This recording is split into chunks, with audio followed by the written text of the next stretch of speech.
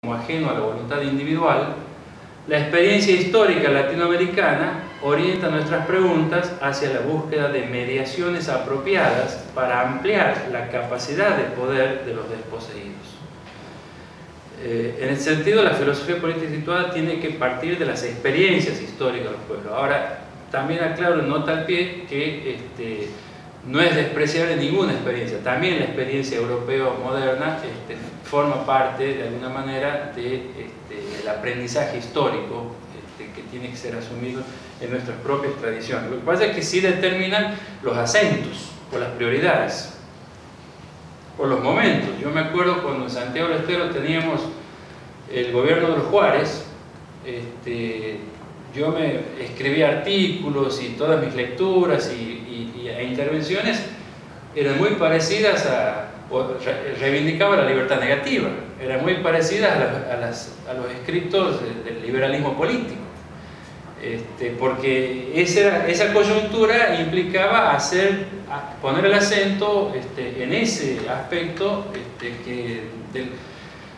y capitalizar la experiencia de varios siglos de Europa al respecto, en la lucha frente a los absolutismos modernos. Ahora, pasado esa instancia, la pregunta que más me inquieta, que creo que este es un momento también de riquísimas experiencias en América Latina, la pregunta que más nos interpela, la experiencia que más nos interpela es la necesidad de buscar las mediaciones necesarias para hacer posible, para ampliar la capacidad de poder y la permanencia en el poder de los proyectos emancipadores o de los proyectos de los desposeídos, de los que hasta ahora han sido desposeídos.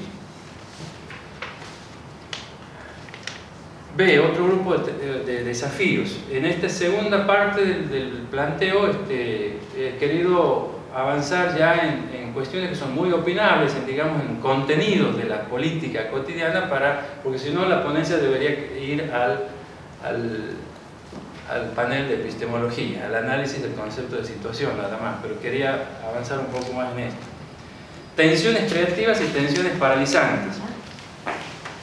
Esta última observación que hacíamos de las experiencias históricas del pueblo destaca otro punto en tensión en la filosofía política situada, que es un punto en tensión que yo lo he vivido muy personalmente, el punto de vista del actor versus el punto de vista del espectador, en el sentido de Hannah Arendt.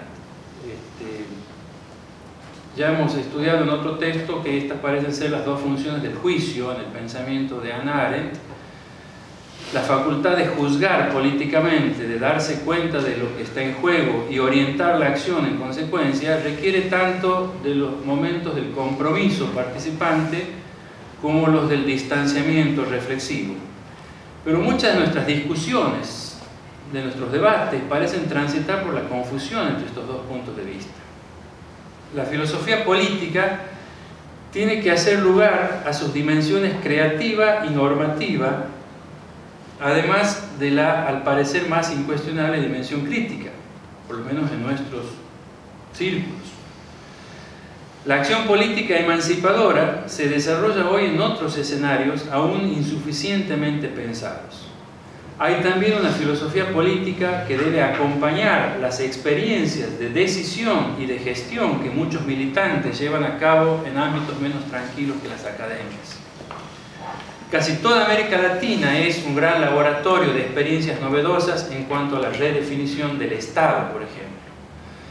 Recientemente les comentaba lo de Álvaro García Linera en la inauguración del 6º Foro Internacional de Filosofía en Venezuela. García Linera ensayaba una autocrítica de los paradigmas dominantes en la izquierda de los años 60 y 70, de las cuales él mismo fue parte, y desde su experiencia actual en la gestión como vicepresidente de Bolivia, convocaba a pensar el Estado, a repensar el Estado y pensarlo como una máquina complicada, relacional, objeto de luchas y correlación de fuerzas dentro del mismo Estado, parte integrante de la sociedad en tanto instancia decisoria, legitimadora de creencias y de normas, creadora de hegemonías.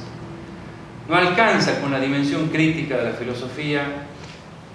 Se nos pide hoy un pensamiento audaz, creativo, en el sentido en que lo desarrolla brillantemente Enrique del Percio en ese artículo que me enganchó mucho, que es El pensamiento audaz como etapa superior del pensamiento crítico, publicado en Política o Destino.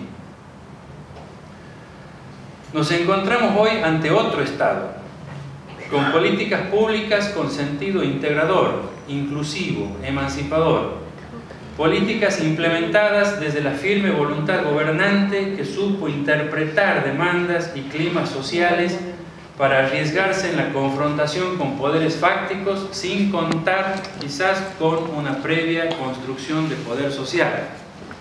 Y aquí aparece otra tensión.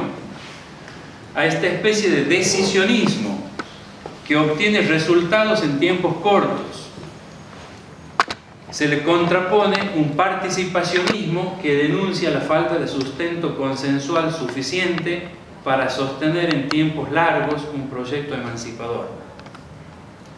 Si bien es una dicotomía recurrente en la reflexión y praxis política en general, entre nosotros ha tomado perfiles propios dadas las características de los eventos históricos producidos desde el 2001 y 2003 y el contenido de las decisiones tomadas desde entonces.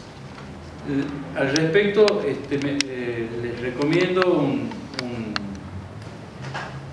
un debate muy interesante entre Javier Flax y Marcos Novaro sobre las características del decisionismo en Menem y en Kirchner, en los números 2 y 3 de la revista Diálogo Político de la Konrad Adenauer Stiftung,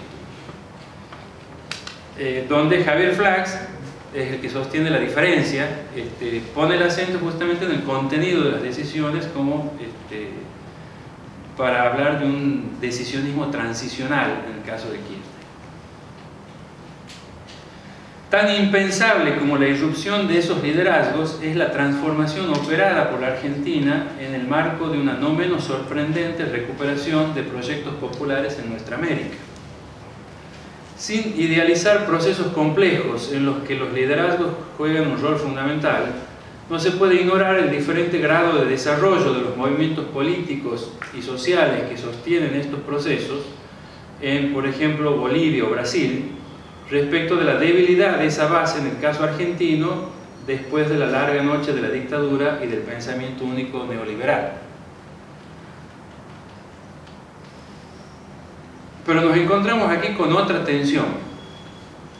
Esas políticas de expansión de derechos y de igualación, importantes aunque aún insuficientes, se sostienen en un andamiaje electoral oportunista y no convencido de esas mismas políticas que sin embargo hace posible. Pienso en la mayoría de los gobernadores, por no decir todos, muchos, no conozco en detalle, intendentes de las provincias, del conurbano.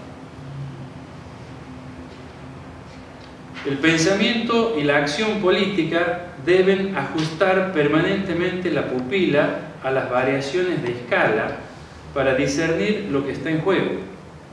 Si en los planos más generales prima una orientación emancipadora, es difícil ver ese sentido en los planos más particulares. Las batallas contra los poderes fácticos de alcance nacional parecen relegar las definiciones ante sus mismos poderes fácticos a nivel provincial o municipal, cuando no se los tiene incluso como aliados o socios en la acumulación que se necesita para librar aquellas batallas.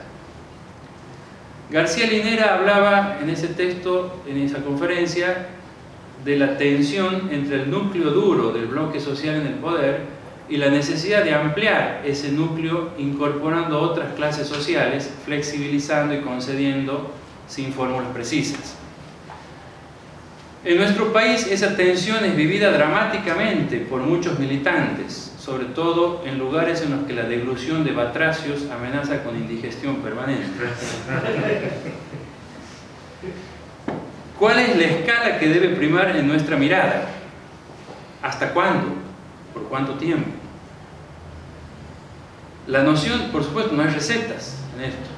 La noción de escalas y la de variación de escalas espaciales y temporales tomadas de la cartografía, de la óptica y de la historiografía, tema que también me remito a Boaventura de Sousa Santos, a Nancy Fraser y a Paul Ricoeur.